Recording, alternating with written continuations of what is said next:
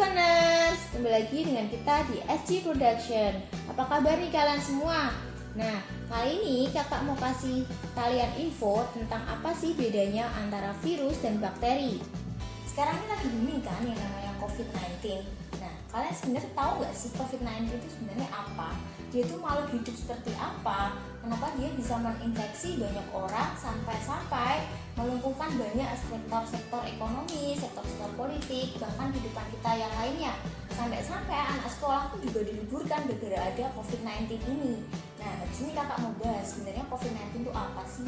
Bedanya sama kuman, bedanya sama bakteri itu apa? Kali ini kakak mau kasih kalian perbedaan yang namanya virus dan bakteri. Kenapa virus itu lebih cepat menular daripada bakteri dan kenapa virus itu bisa menjadi pandemi daripada bakteri. Nah, ikutin terus penjelasan dari kakak, berikut ini penjelasannya. Virus itu salah satu makhluk hidup transisi. Makhluk transisi itu apa sih? Makhluk hidup transisi itu makhluk hidup yang dia hanya seperti makhluk hidup tapi ada kalanya dia tidak seperti makhluk hidup. Kok bisa? Nah, virus itu dia memiliki materi genetik yang sama seperti kita. Kita juga memiliki materi genetik, makanya dia disebut seperti makhluk hidup. Tapi dia tidak akan bisa berkembang biak jika dia tidak menempel pada sel inang atau dia tidak menginfeksi sel inang, lebih tepatnya seperti itu. Sedang bakteri itu dia punya materi genetik dan dia bisa berkembang biak tanpa bantuan sel inang. Makanya bakteri itu disebut makhluk hidup dan virus disebut makhluk hidup transisi. Nah, kalau segi ukuran sebenarnya mereka sama karena mereka termasuk yang namanya mikroorganisme. Kalau dari segi bahayanya, bahaya mana sih virus sama bakteri? Virus itu lebih berbahaya daripada bakteri. Kok bisa sih Kak berbahaya?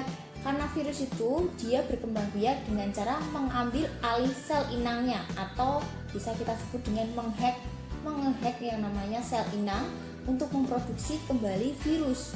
Makanya untuk COVID-19 ini, bagi badannya itu terinfeksi sama virus, badannya udah terhack sama yang namanya COVID-19.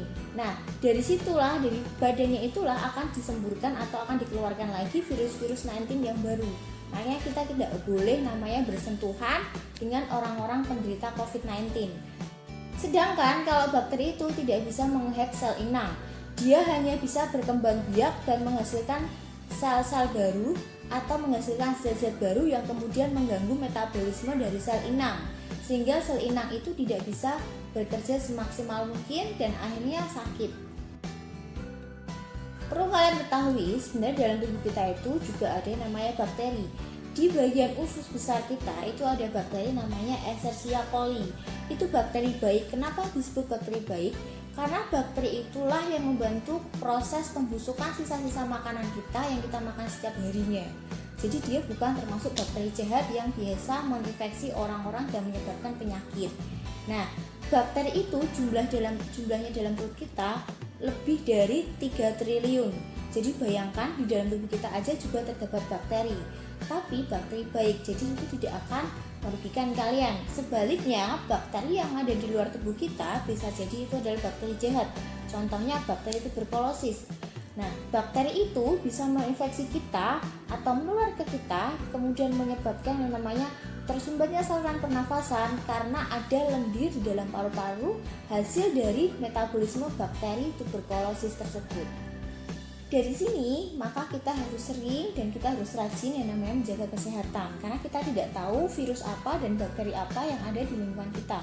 Bahkan di bantal yang biasanya kalian pakai di rumah, di baju yang kalian pakai, itu bisa jadi ada virus dan bakterinya. Jadi usahakan jaga kesehatan. Simpel kok jaga kesehatan. Misalnya ya, ketika kalian keluar rumah atau ketika kalian habis pergi dari mana, usahakan cuci tanganlah dulu. Atau ketika kalian pergi ke tempat-tempat yang sekiranya ada virus, contoh misalnya rumah sakit, atau kalian bisa di klinik, apotik, atau dari pasar yang memang bertemu dengan banyak orang, usahakan kalian mandi terlebih dahulu, kemudian bajunya dicuci. Jangan kalian langsung duduk atau ngobrol sama keluarga kalian di rumah, karena bisa jadi kalian pulang dengan membawa virus atau bakteri dari tempat tersebut dan menularkan ke keluarga kalian.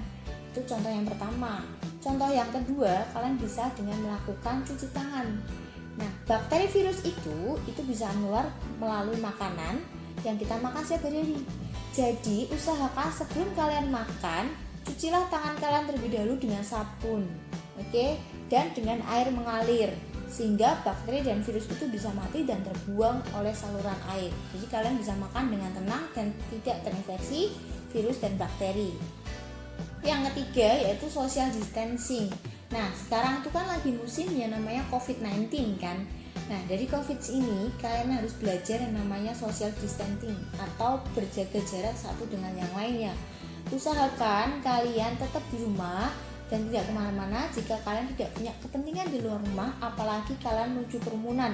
Kalau bisa sih jangan, karena di kerumunan itu kita bertemu dengan banyak orang dan kita tidak tahu orang itu atau barang yang dia bawa atau bahkan bajunya dia itu mengandung atau terdapat bakteri apa.